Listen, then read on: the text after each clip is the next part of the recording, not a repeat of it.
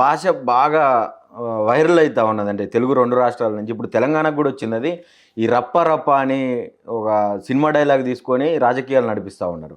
దాన్ని మ్యాక్సిమం రప్ప రప్ప పెట్టేటటువంటి వైఖరి మనది కాదు, మనది రాయలసీమ కాదని చెప్పి కాంగ్రెస్ వాళ్ళు ప్రధానంగా ఆరోపిస్తూ ఉన్నారు. రేవంత్ రెడ్డి గారు ఏ సభల మాట్లాడినా కేసీఆర్ గారి కుటుంబాన్ని దిగజార్చేలాగా విచ్చలవిడిగా మాట్లాడుతున్నప్పుడు అధికార దర్పంతో ముఖ్యమంత్రి స్థాయిలో ఉండి ప్రజలు ఎన్నుకున్న ప్రభుత్వ బాధ్యతలు నిర్వర్తించాల్సిన ముఖ్యమంత్రి మాట్లాడే మాటల్ని ఖచ్చితంగా టీవీలు పేపర్లు విస్తృతంగా ప్రచారం చేస్తాయి, రాస్తాయి, చూపిస్తాయి. అలాంటి సమయంలో మేము మూసుకొని ఉండం కదా, అనివార్యంగా మాకు ఇష్టం లేకపోయినా కూడా వాటి కౌంటర్ ఇవ్వాల్సి వస్తుంది.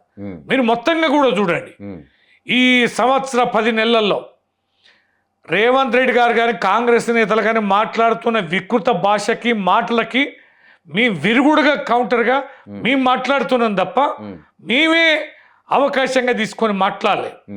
మేము మాట్లాడితే 10 నెలల్లో మాట్లాడుతాం కదా. 10 సంవత్సరాల్లో ముఖ్యమంత్రిగా కేసీఆర్ గారు కానీ బీఆర్ఎస్ పార్టీ నేతల భాషను కానీ చూడండి. ఉద్యమ సమయంలో కూడా కేసీఆర్ గారు చాలా సర్కాస్టిక్గా సెటైర్లలాగా ఉండేది వారు విమర్శిస్తే ఏమైనా మాటలు అంటే కూడా, అంతే తప్ప చిల్లర భాష ఎప్పుడు కూడా ఉద్యమ సమయంలో 14 నెలలు కూడా మాట్లాడలే. అంటే రేవంత్ రెడ్డి గారి భాషలో ఉందాతనం లేదు.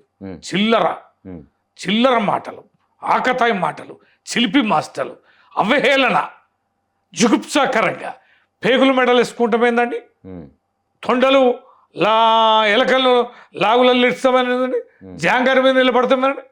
రాజీవ్ గాంధీ విగ్రహాన్ని సెక్రటేరియట్ ముందు ఆవిష్కరిస్తూ నవంబర్ 14న విద్యార్థులను ఉద్దేశించి, పిల్లలను ఉద్దేశించి కూడా కేసీఆర్ గారి పట్ల మాట్లాడిన భాషను రికార్డు చేయండి. ఎంత చిల్లరగా మాట్లాడిండో.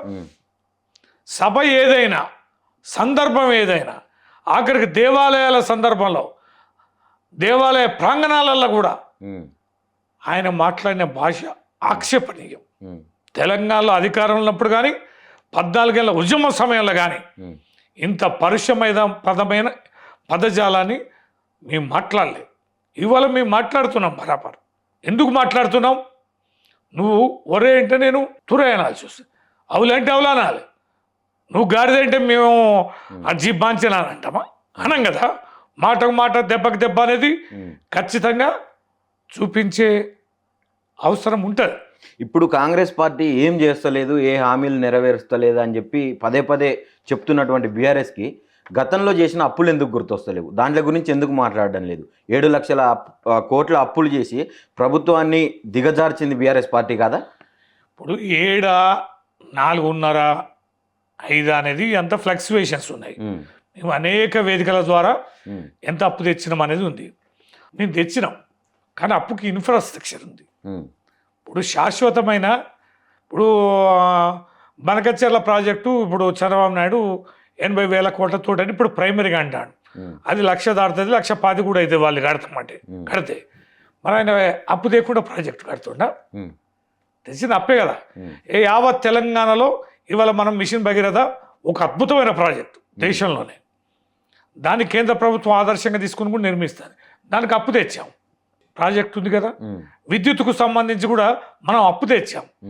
అంటే తెలంగాణ రాష్ట్రం పరిపూర్ణంగా ఎదగాలి, సంపదను సృష్టించాలంటే ఏ రంగాలు వేగవంతంగా అభివృద్ధి చెందాలో ఆ రంగాలకు సంబంధించిన పెట్టుబడులు కేంద్ర ప్రభుత్వ నిబంధనలకు లోబడి ఆ నిబంధనలకు అనుగుణంగానే మనం అప్పులు తీసుకొచ్చాం. అందుకనే అప్పులు తేవడంలో కూడా మనది ఎక్కడో ఉంది. 14, 16 రాష్ట్రంగా ఉంది అది. మీరు చూడండి, 65,000 కోట్ల రూపాయల బడ్జెట్ 2014లో మనకు ఉండే, ఇవాళ 3 లక్షల కోట్ల రూపాయలైంది.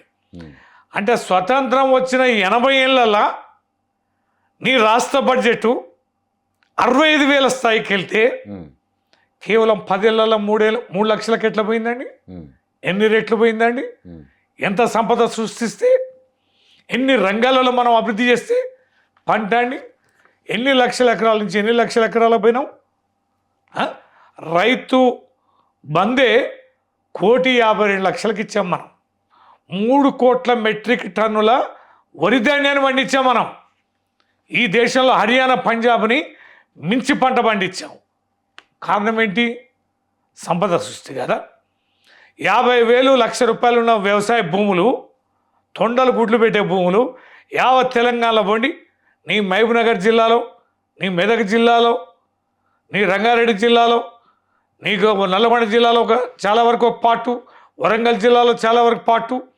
1 ఎకరా సాగులేని భూమి ఉందా? 1 చెరువు నిండింది ఉందా?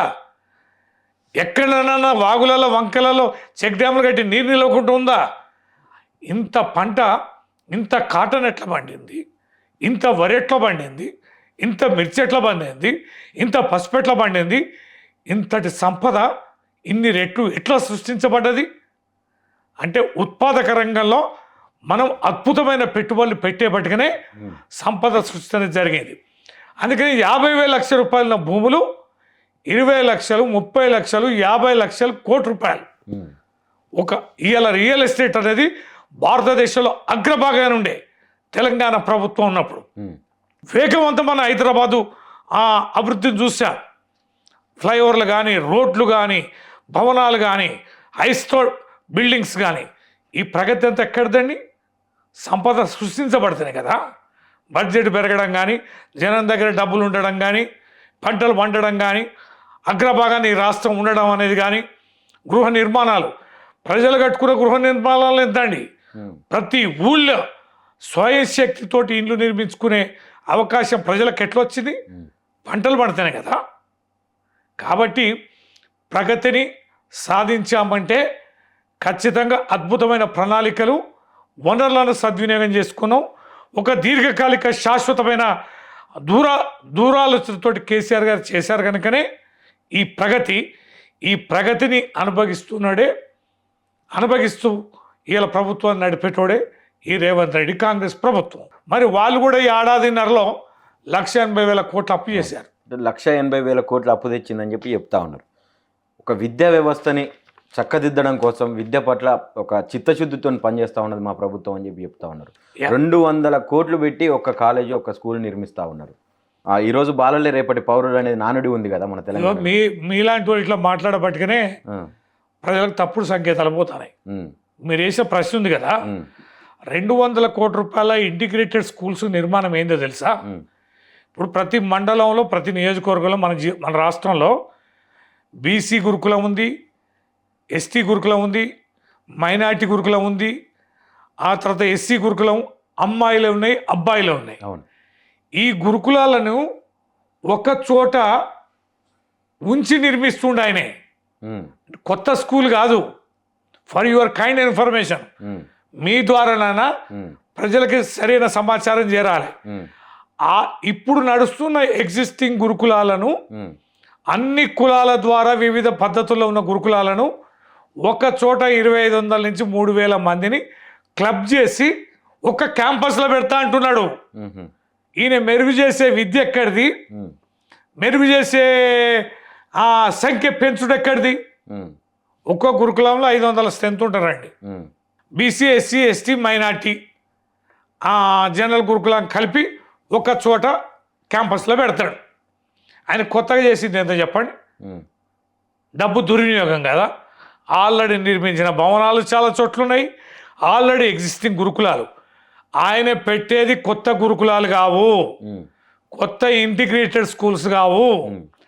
ఉన్న ఎగ్జిస్టింగ్ స్కూళ్ళని కొత్త క్యాంపస్ కట్టి దాంట్లో షిఫ్ట్ చేస్తున్నాడు. ఇది మీకు అర్థం కావాలి, మీ ద్వారా ప్రజలకు అర్థం కావాలి.